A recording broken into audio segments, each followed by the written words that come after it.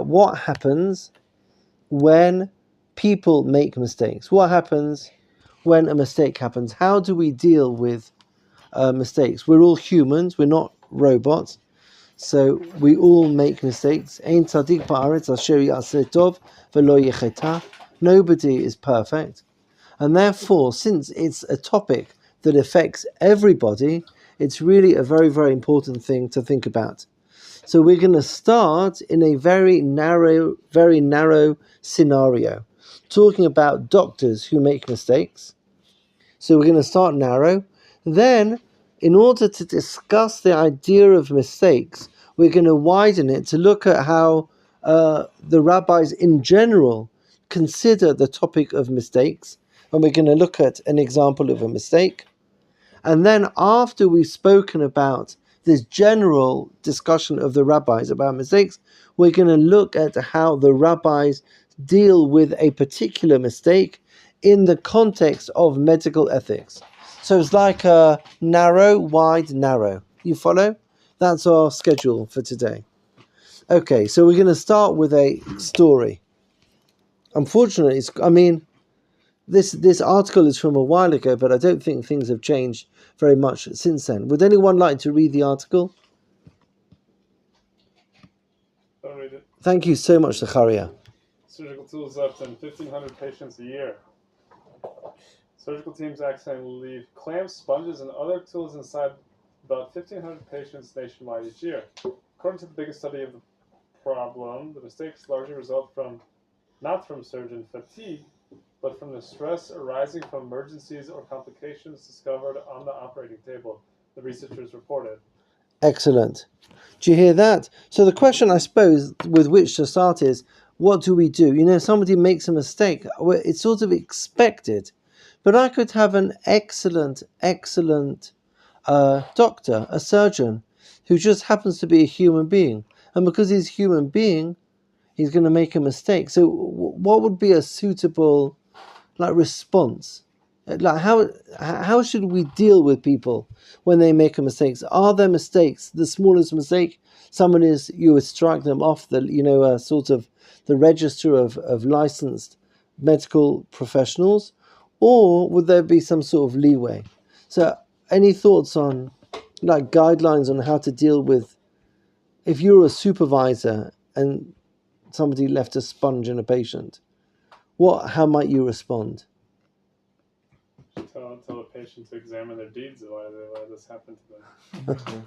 Oh, yeah, fair more. That's also true. But focusing more on the doctor or the medical staff in the operating theatre. Any ideas of, would you sack everybody? Would you not sack everyone? We'll start with you, then we'll go to, yeah. I definitely won't fire them. Chanoch. Nachshon. Oh, Nachshon, I'm so sorry. I won't fire them immediately because that would possibly scare, competent doctors into, what do you call this? They will be too afraid of their own shadow, like chasing out their own shadow, afraid of making mistakes. So I think the solution is systemic, put safeguards into place, not zero in on the person. Like the fault is not on the person, but the sin itself, something like that. Yafeh ma'od. You sort of like a little bit of compassion I'm hearing in there. A little bit, but I'm also after the efficiency. I don't want to lose competent doctors. Right. That's very good. Thank you, Nachshon. Yisrael, were you going to add something? Yeah. Yisrael, it's such a pleasure to hear from you. Thank you so much. Yes. I'm learning. I will think why the doctor makes the mistake. For example, he make the treatment, he talking the phone, make the very important. But he is the doctor. The mistake he don't, how to say, just mistake. He also don't want, the doctor don't want. The different, very very different. Every people will mistake. Every day you have mistake. This I consider why the doctor make the mistake. This is very important. I see. If he broke protocol, that's one thing, but if he, I don't know, but it's hard, but it's still, you could be exhausted and break protocol. It's a really complicated question. There's certain mistakes you seem to be saying that are like red line. You cross that line, you're out. But there are others that you would have a little bit more mercy on them. Thank you. Hananel, were you going to say something? Hananel, this is such a treat. I'll not just fire them, bro. You would not. No. Meaning, even Rabbi Moshe, everyone is no one. Last is week's perfect, parasha. Yeah. Right. Everyone is not perfect in this world, but we have to be more careful in the next time. In the next time, yeah. Right. So, yeah, not to just throw out the person. We can. Some people can. Some might understand it. Yeah, everyone can do a mistake.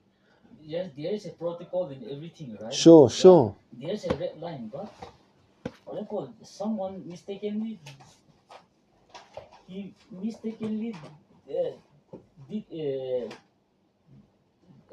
put inside some inside someone instrument or something like that, but he don't want to do that one, There's a mistake for everyone like that. Oh, wow. Yeah, he's not doing it like he's a human. We have to have everyone here's got a very sweet heart. I mean, everyone seems to be sort of struggling with this tension. On the one hand, we know that we also make, we make mistakes. We're not robots. But on the other hand, there has to be some sort of guidelines. Otherwise, people who are careless will be, doing terrible things. And it's very, very complicated to figure out what the guidelines might be there. Okay, thank you. We're going to go now. At the end, Be'ezrat Hashem, we have a real medical example, and we're going to look at the words of the Khatam Sofer. Khatam Sofer, who was asked a very difficult question, and at the end, we're going to come to a medical accident that he had to deal with, and we'll look at his response. But before we come to his medical accident, I suppose to understand how Chazal view mistakes, and through that, perhaps, how the Khatam Sofer framed his answer, we're going to now leave the world of medicine and talk generally about the idea of mistakes. So we're going to look at two examples. The first example is from right at the beginning of Masechet, the book of Sefer, thank you. We're going to look at right at the beginning of the book of Vayikra. The book of Vayikra starts by listing korbanot, the sacrifices that were brought, an olah, and then immediately after the olah we come to the korban chatat. Do you know what the korban chatat is?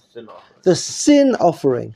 Now look at this. I'm going to show you something very, very interesting about how the Torah records who needs to bring a sin offering. Are you with me? Look at this. Source number 2. Vaydaber Hashem el Moshe lemor. Daber b'nei Israel. Speak to the Jewish people. Lemor. And say, Nefesh ki techeta. Now this is talking about a sin rather than a mistake. But there's an important principle here that we're going to learn. And I think we could apply it from a sin to a mistake. Daber el b'nei Israel. And say to them, Nefesh ki techeta, when somebody sins, bishkaga, accidentally. So this is an unintentional sin. Right. Mikol mitzvot Hashem asher lo te'aseh v'aseh me'achat mehene. He broke something.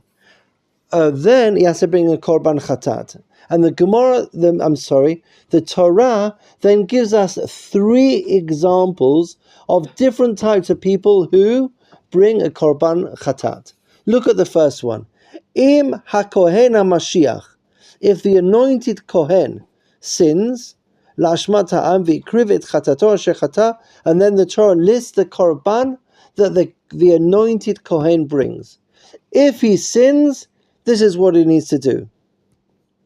And then the next one is Im kol adat Yisrael yishku, if the entire Jewish people sin. They all thought something was permitted, but actually it was forbidden. So the entire Jewish people sinned. If the Kohen sins, or if the people sins. Now look at the third example of somebody who sins. The Torah says, everyone spot it? Asher Nasi Yechetah. Does anyone know what the word Asher means? When. So this is very interesting. The Torah describes the sin of the leader differently to the sins of everybody else. If the Kohen sins, if the people sin. But concerning the Nasi, it doesn't say if he sins. It's when he sins. That's very pessimistic. When the Nasi sins. On the words when the Nasi sins, there's a fascinating Rashi. We're going to look at Rashi, and then after Rashi, I want to share with you the teaching of the Maharal on Rashi, and the Maharal is going to blow you away. Are you ready? This is a Rashi. Lashon Ashrei. What is the word Asher? When? Really, we don't read it as when, but read it as Ashrei. Does anyone know what the word Ashrei means? Praise be, like we say, Ashrei Yoshvei Vetecha. Praise be those people who dwell in their homes. Lashon Ashrei. Praise be the Nasi. Not when he sins, but the word Asher is short for the word Ashrei, which means praise. Now, what does that mean? Ashrei Hador. Praise be the generation. Shahanasi shelo noten lav lavi kapara shkigato. Praise be a generation in which the leader, the Nasi of the generation, contemplates and is willing to admit that he sinned and he brings a sacrifice. That's Rashi. Praise be the generation. Now, the Maharal asks a question on Rashi. This is the question you're all thinking now. Do you know your question? Rashi says, praise be the generation in which the Nasi brings a korban. It's not praise the Nasi who admits that he sinned. Not praise be the generation in which a Nasi admits his sin, but praise be the Nasi who admits his sin. Why does Rashi, quoted in the Midrash, say, praise be a generation in which the Nasi admits his sin? You hear the question on Rashi?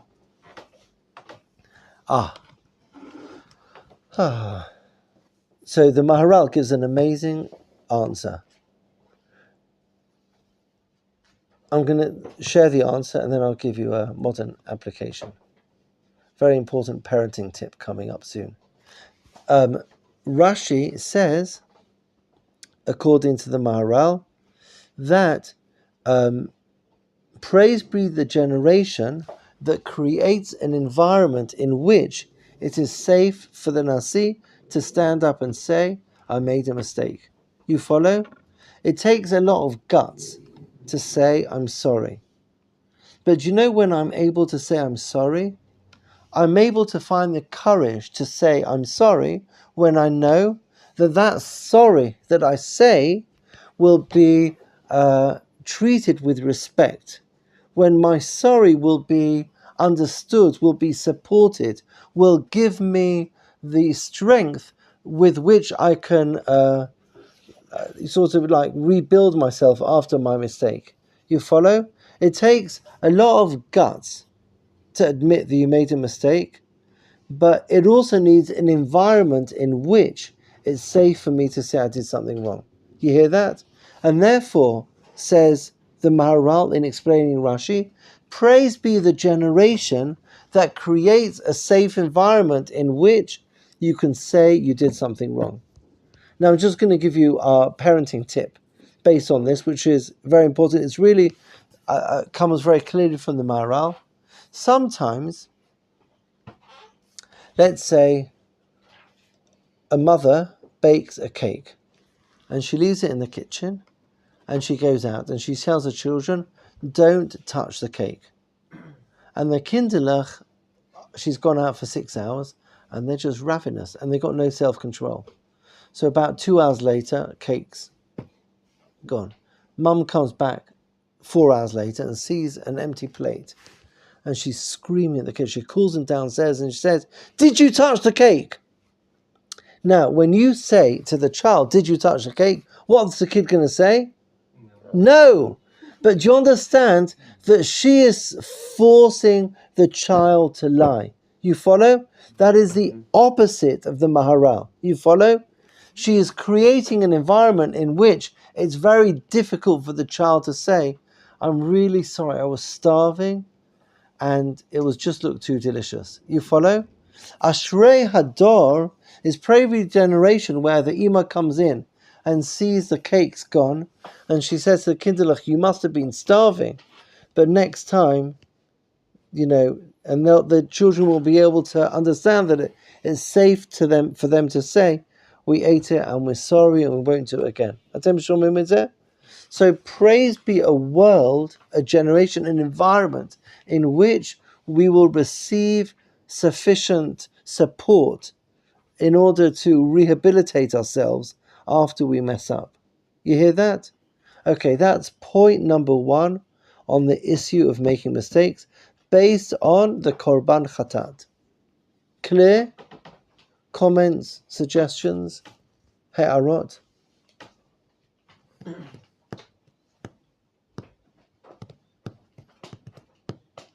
Good. Clear. Okay. The second general point, is now talking about a story. This is a story of Avraham Avinu. Avraham Avinu, if you remember, at the beginning of Parashat Lech Lecha, he receives a command from God.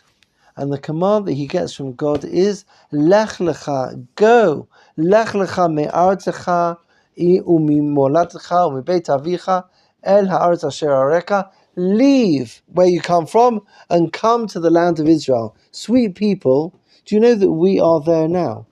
Isn't that an amazing thought? Just throwing that out there for you to... Okay, he does that at the beginning of Parashat Lech Lecha.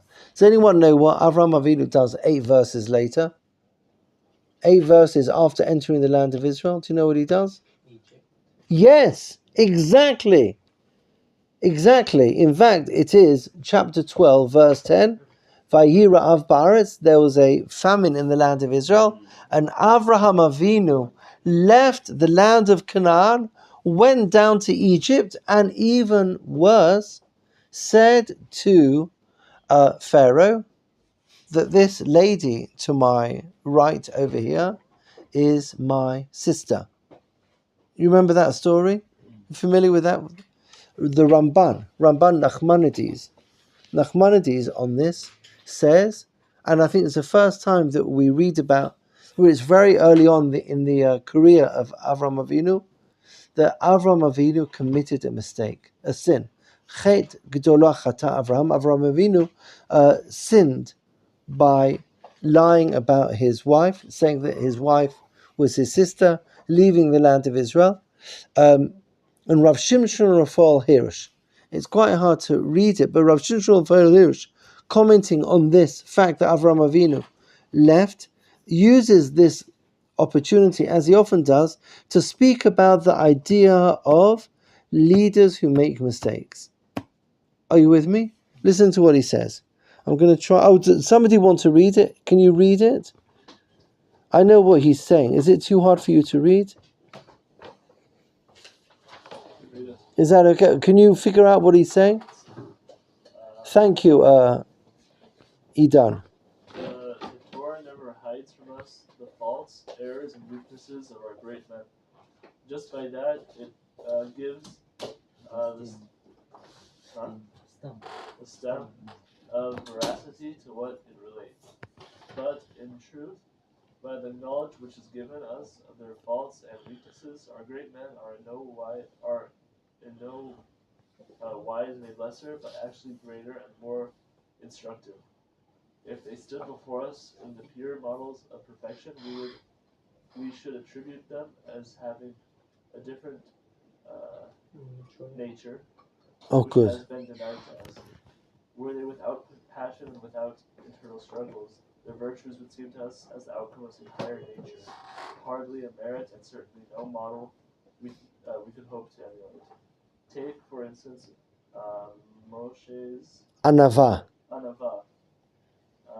Did we not know that he could also fly into a passion? His meekness His meekness and modesty would would seem to us to be his inborn. natural disposition and lost to us as an example. Just His Shim'una Hamorim. That's from Parashat Chukat. You know when he hit the rock. Gives his anava its true greatness. Yeah, do you understand what he's saying? If somebody is never angry, so then obviously they're an anav because they haven't got anger in them. But when we see his anger, I can appreciate his anava more greatly.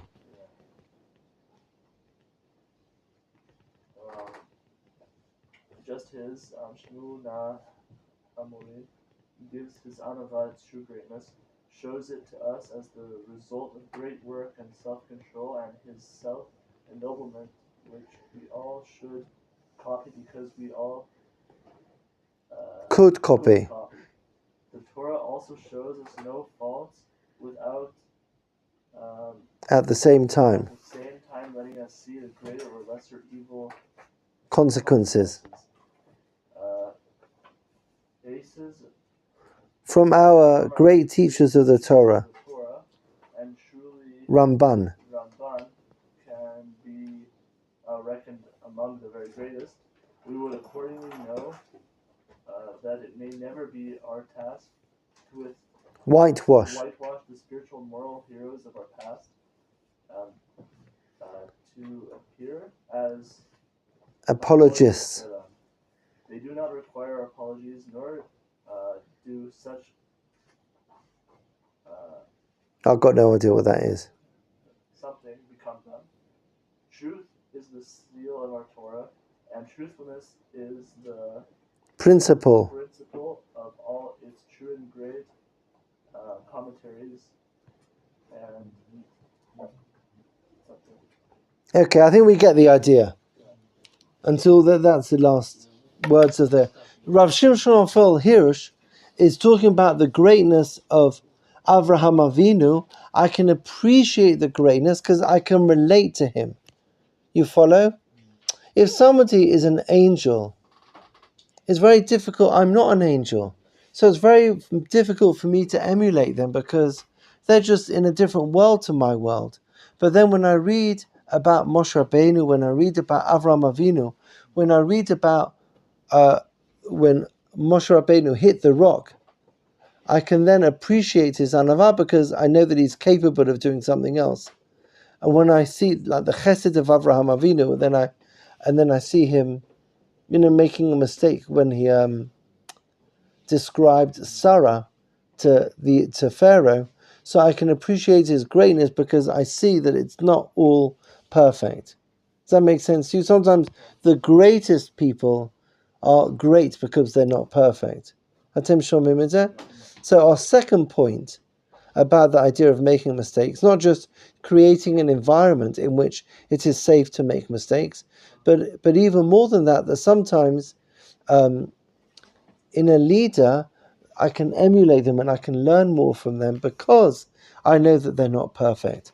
I can relate to somebody who oversleeps once in a while. Then he understands my struggle. Does that make sense to everybody? Okay, those are the words of Shimshon Raphael Hirsch. Everything clear until now? Any comments, suggestions? Okay, these 2 points that we just looked at, the first point about the Korban Chatat, and the second point about Avraham Avinu, and then the comments of Rav Shimshon Raphael Hirsch that extended it generally to leaders, indicate, I think, really very much what Nachshon and what Yisrael and what Hananel were talking about when they spoke about this balance of, trying to, on the one hand, you have to deal with things that people make mistakes, but you sort of know, you have to learn how to treat somebody who makes a mistake appropriately. Is that clear to everybody? Okay, that's in terms of hashkafa, the way we look at the idea of mistakes. That's the end of part 2. Any comments on part one or part 2?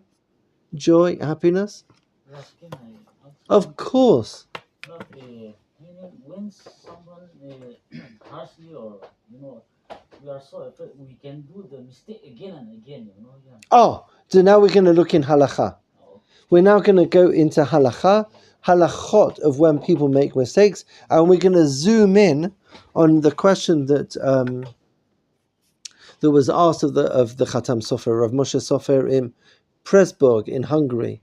He lived in the 19th century. Okay, so the Rambam, Maimonides, in the laws of damages, tells us something. If you learn a Masechet Bava Kama, what Masechet are you doing in the mornings? Sukkah. Oh, Sukkah. Oh, nice. My son's also doing Sukkah. Okay, so in Bava Kama, we have an idea of a tam and a mu'ad. Does anyone, a tam, let's say, if somebody, let's say an ox, if there's an ox and the ox gores somebody, right?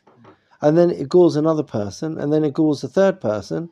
So in future, when I'm walking around with this ox, I'm going to hold it very, very carefully because I know that it's likely to cause damage. You follow? So once an animal has caused havoc once and twice and 3 times, once it's caused havoc 3 times, and there's an argument about whether it's 3 times on the same day or 3 separate days, but we'll leave that more complicated discussion for now. But once an animal has sort of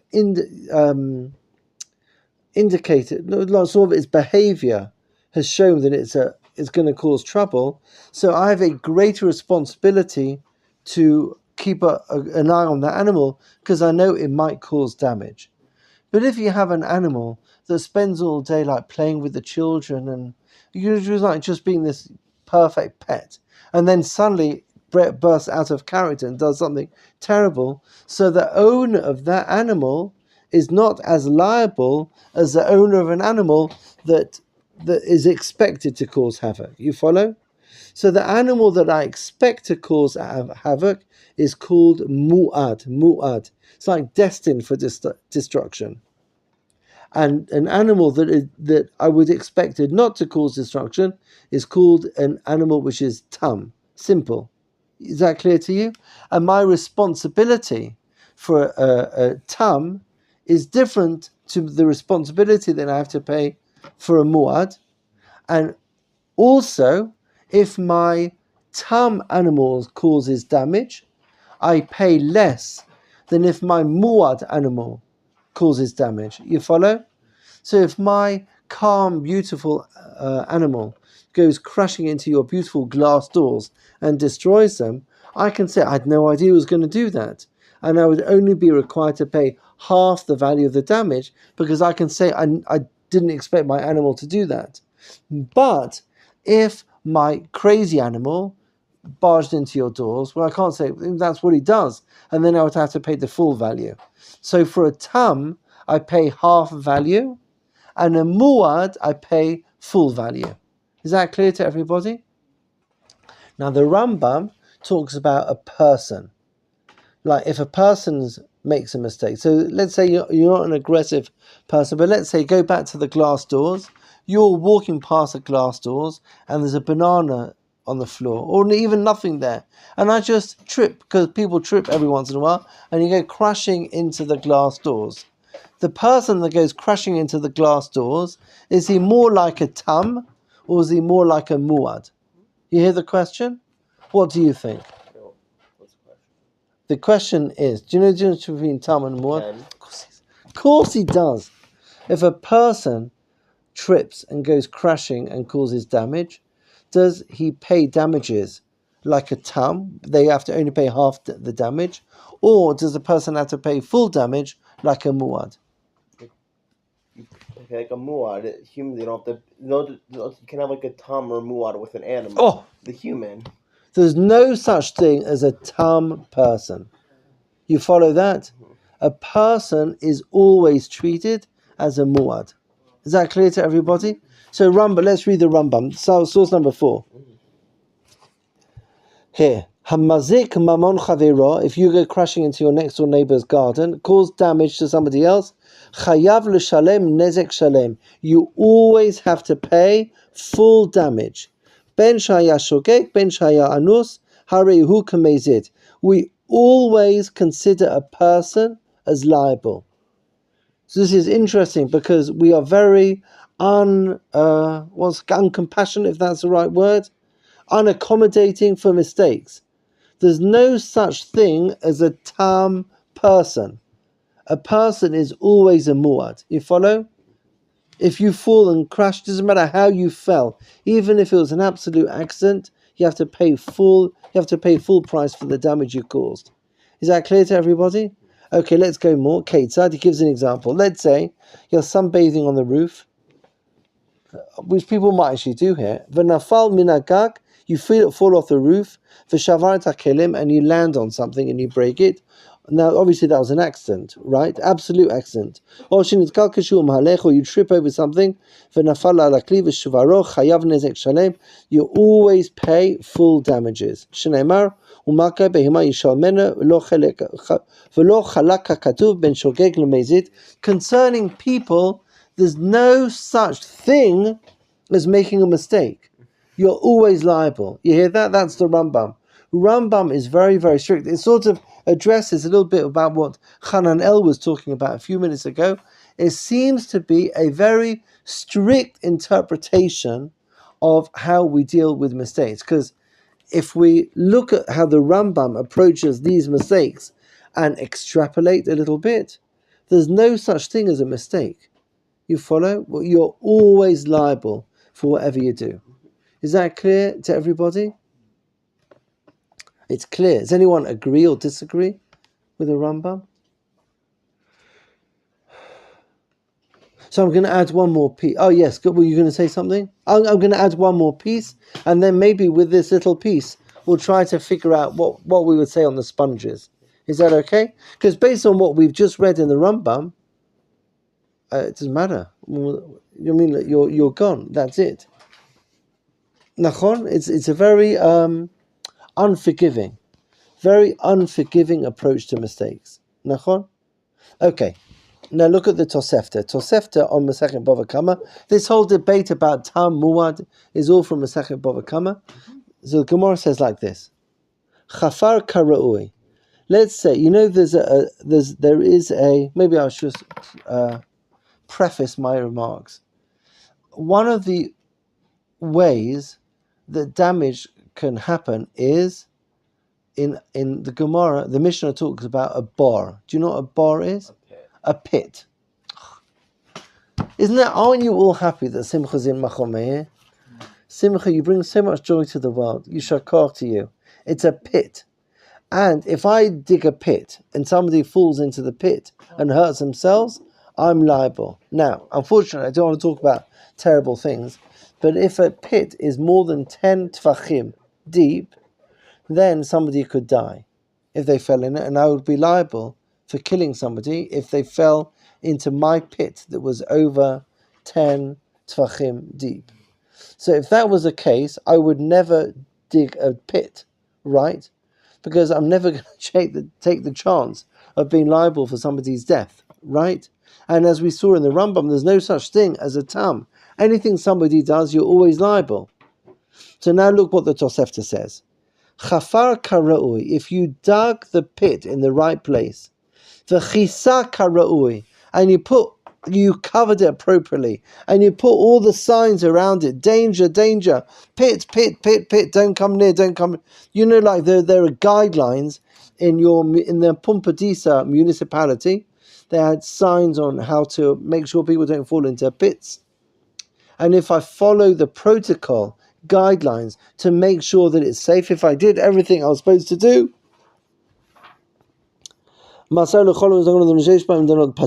did everything I was supposed to do, and then something happened. What's the law? Patur. You're exempt. Now that's very, very interesting, because now we have to figure out if the Tosefta is arguing with the Rambam, or the Rabbi Rambam arguing with the Tosefta, or is this something that the Rambam would agree with? And the consensus is that they don't contradict each other. Rambam is talking about an accident if you fall over, and the Tosefta is saying there is a limitation. We said there's no such thing as a tam person. Because there's no such thing as a tam person, if ever you make any mistake, you're done. Even if it was an honest, you're done, because a person is always liable, right? However, from the Tosefta, there is one little hole. And that is, if you followed all the, like all the guidelines, if you followed protocol and it still went wrong, then it's not your fault. You follow? So a mistake, I'm liable. But if the protocol was followed and still something went wrong, then I'm not liable. Is that clear to everybody? Okay, that is a Rambam and the Tosefta. Joy? Yes, Hananel. What the news nowadays in the modern days, right now, for example, some people, for example, I saw some dolls inside the car, some doll, but I pretend that the parents left the children inside the car. She can't breathe, or they can't breathe inside the car. I just break the glass of the car. Yeah. Soon I pay the whole. You're asking a fascinating question. Can I make your question even better? I'll tell you a story. Tell me what you think the law would be in this case. And I have to try and remember what the law is. Huh? Well, it depends on what you say. I'll tell you the case. This is the case, everybody. This is a true story. I don't know if any of you know about this, but in Israel, there is a law. Oh, where's Hananel gone? Oh, there he is. There is a law in Israel. That, the Ministry of Transport have a lane on intercity roads. Have you noticed that if there's more than 3 people in the car, you can go in a fast lane? I think they want to encourage carpooling. So, if people are, driving to and from work, it's worth it for me to take a passenger, and then I can go in the fast lane. So there was a person who was quite cunning, and they bought a life-size doll, and they strapped it into the back of their car, so that, and it's worth it for them, I can get to work 20 minutes earlier, because if the speed cameras take a picture, they'll assume there were 3 of us in the car. My wife and I get our quiet time, and there's this doll in the back of the car. You hear the case? Okay. So the guy drove to Tel Aviv. Got out of the car with his wife, parked the car on the road. A passerby, like Hananel, walked past and saw a person, and the family wanted it to look like a person because they want to get out of paying, they want to go on the fast lane. They see a person in the back seat of a car on a boiling hot day. They run over to the car, smash open the window, and then pull out the dolly. And then the owners of the car show up and say, "What are you doing?" And they say, "We were trying to save the life. So it's got nothing to do with you." And then they went to a rabbi in Bnei Brak. His name is Rav Zilberstein. And they asked Rav Zilberstein, does the person who smashed the window, does he need to pay for the window? No, we don't. What do you think? Did you hear the question? When it comes to issue with question nefesh, you're doing because you have intent to save a life. You don't have to pay the damages with it. That's good. Anyone disagree with? What's your answer? Simcha? It's an issue of question nefesh, where you're in this situation where where you think at least you're saving a life. Well, you have to check first if the person is alive. Like, Yeah, they checked, but obviously didn't check perfectly. They can't tell. but I think this is like the case of the innocent in the prison and the murderer. Okay, Like in the sometimes stairs. nowadays, that the wind, the what we call the wind speed, it's a little bit black, yeah, we can't see it properly. People I just tried to save the life of someone and then hit, and then when I saw inside there is maybe a dog or a doll, yeah. I want to save someone's life. You are right. You do have to be careful a little bit with pikuach nefesh. You got it. I think he has to pay the damage. The guy that broke the window needs to pay, even though he was acting in pikuach nefesh. Because it might be like intentional. It might be intentional. Yeah, It was certainly intentional. And also it depends. He was trying to break the window. He was certainly trying to break the window. It depends now with it also. If it was back then when they would have like the bait inside Hedra and they would need two witnesses to show it, that was the intent also why they broke it also. No, but it's obviously but it would be obviously obviously because why would I want to break this guy's window? Yeah, take a body out. So that's what I'm saying. Like he has to check first, like if there's really like if the person really was there. Like if he just saw a silhouette, it could be mistaken. Like there's something inside, and he didn't really check if there's. Like it's Wasn't there this case of a guy who shot somebody dead in America? Yeah. Was it? Do you remember? He came near to their house and he thought. Zimmerman. What happened? He followed this kid with a hoodie around in Florida, and he thought he was suspicious, and he shot him. Yeah, there's some crazy stories. A bag of Skittles in his head and a hoodie on, and yeah, that's yeah. I think that's what I'm talking about. Nachshon, were you going to add something? Were you about to say same that? point as Joseph, like we should check first, but same guy's also right, like it's pikuach nefesh, so you can't hesitate. So the truth is, the question's a complicated question. I'm going to leave Hananel. Thank you for mentioning it. I want to go now to the question asked of the Khatam Sofer. And I'm going to describe the scenario based on what we've just said about our discussion of the car and our previous discussion about making mistakes and not making mistakes. Praise be the generation, etc. And what we saw in the Rambam and following guidelines, not following guidelines.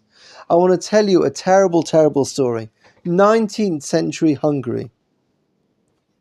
This is a terrible story that happened. It's in source number 7. I'm going to read it to you. Higiani Sheilat Chacham.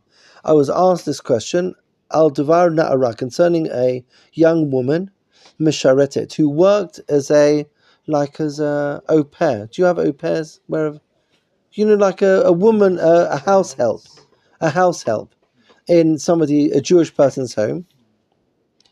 Ivit ota umipachat pitom nit alfa v'nasa kemet domem.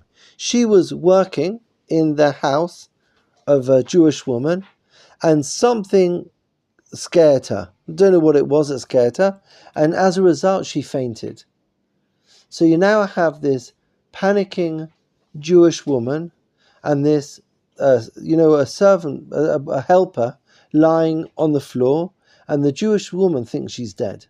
She's fainted, but she thinks she's dead. She's very worried about her. The Gvirta, this woman, panics, very panicking. Niv hala ma'od, v'shalcha yada likach tzelochit yain saraf, lishpoch letoch piha, le'orer chamimota hativiyot, ulahakima.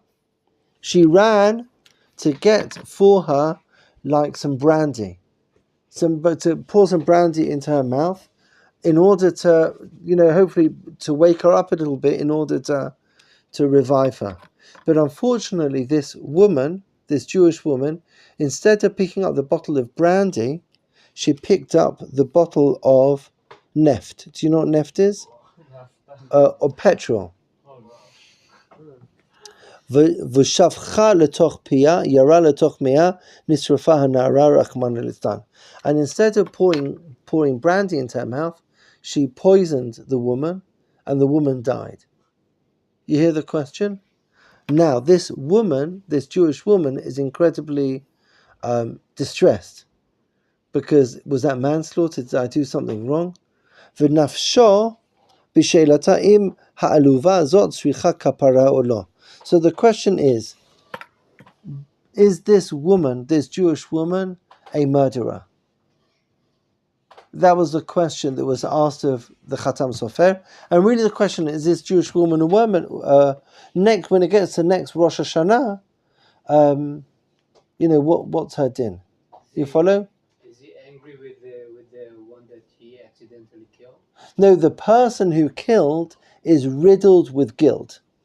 And her question is, should I be, fasting 400 days or something? But because this terrible thing, I poured this petrol into this woman's mouth, what's my din? That's really her question. It's clearly a shogeg. Oh, but we saw in the Rambam, there is no such thing as like Adam Mu'ad Lo'olam. But it's the writer that he has to run to El Miklat if he killed Adam. Oh, so do you think she's is that what she is? Is she killed b'shogeg? Is that what you would say? Killed b'shogeg? That's all I have. Say it's shogeg. Okay. Any other?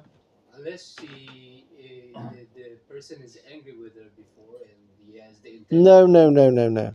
So let's read with the Khatam Sofer. Is that okay? Okay. How are we doing? God, maybe I can clock in a quick story after that. Yes, good. Hine guf ha'inyan hu ritzicha gemura. It seems just based on the facts that unfortunately this woman is a murderer. However, tekevon shenit alfa have kafuta v'hay ki'ilu hivia esh v'nicha ala kapot v'nisrof. So it's obvious. Ach, maseh ha'isha haya lidvar mitzvah lahatzalat nefesh. He said, however, and this is a very, very important point, and it goes back to our issue of making mistakes, particularly making medical mistakes. The woman, explains the Khatam Sofer, her actions when she was running, holding this cup of liquid, she was acting purely as an act of pikuach nefesh. You follow? Meaning it wasn't an accident. She didn't do an accident. She was doing what she thought was an act of saving a life. You follow? This woman. So to call it an accident would be a very dangerous thing. Why? Because the woman was acting in a hope that she was doing pikuach nefesh. Now let's go a bit further. Ach, ela mis alea harbe, kivin she'aska b'hatzalat nefashot. She was motivated purely to save a life. You follow? V'haya pal yoter mitruma be'erev Pesach. V'im nachmir nimtza mechashlin la'atid lavo b'pikuach nefesh. Now this is a very, very important point. He said this woman was acting out of pikuach nefesh. If we were to treat her strictly at all, the next time anybody faints in any Jewish home, everyone will run out of the house because they're going to be too nervous to do anything about it. You follow? You have to encourage this woman who was acting out of pikuach nefesh. And indeed, I don't know if this is true, but I've heard terrible rumors that in America, people, when they see somebody fall, they're so worried that they might get sued if they make a mistake. Somebody falls over, I want to run away. Right. This is the opposite of that approach. Yeah, because by treating her harshly, we are impacting not her, but every pikuach nefesh in the future. You follow? And therefore, maybe we can use this as a general principle in the idea of pikuach nefesh, particularly in the area of medicine, where a person is acting in order to save lives. We are especially cautious when coming to reprimand, assuming we're not talking about carelessness. And somebody who follows protocol, but you have to be very, very careful when we're too strict, because if we are too strict, we'll end up like the situation that people have in America now, where if, God forbid, somebody needs help, and then no one's there to help them, because they were too scared to get involved. You hear what I'm saying? That's the antidote to that. I'll just tell you a quick story. It's not quite as extreme as this story, but it's a similar principle. I heard this story actually from my sister-in-law, Alea Shalom, a few years ago. She told us about a school in England. There was a school in England that went on a school trip, and it was a really, really hot day in the summer, and one of the children in the school often gets sunburnt. So her mother gave her in her bag suntan lotion, to make sure she doesn't get burnt. But the teachers were so worried that they might get into trouble, for touching a child, that they never put any suntan lotion on the child, and as a result, the child got absolutely, came back looking like a tomato at the end of the day. You follow? You have to. I think that the chokhmah of the Khatam Sofer over here is that maybe this is like a third category. Category number one, we saw in the Rambam, was somebody who actually, I tripped over. You're always liable for any mistake you made. That's what we saw in the Rambam. The second category we saw from the Tosefta is there are guidelines. If you do everything, you follow all the guidelines, then you're not liable. And now the Khatam Sofer is adding a third point over there, and that is you have to encourage people who are trained to do good. You follow? Meaning we need to have an army of Am Yisrael willing to jump up and help in a situation of Pikuach Nefesh. And if we're going to be too strict on anybody who's jumping up for Pikuach Nefesh, we'll create a society in which people will be too scared to get involved, and people will be in agate all over the place, like in really, really bad way, because they're too worried, what is somebody going to sue me if I do the wrong thing? So we're not saying untrained people should get involved, but assuming I'm a sensible person acting in an appropriate way in a situation of pikuach nefesh, then my actions need only be encouraged. As the Khatam Sefer ruled for this woman over here, her actions were actions of pikuach nefesh. She was doing it for pikuach nefesh, and therefore she should be considered meritorious rather than, God forbid, anything else. Yishar koach to all of you. With that, we end our discussion of mistakes. Yishar koach. Yishar koach.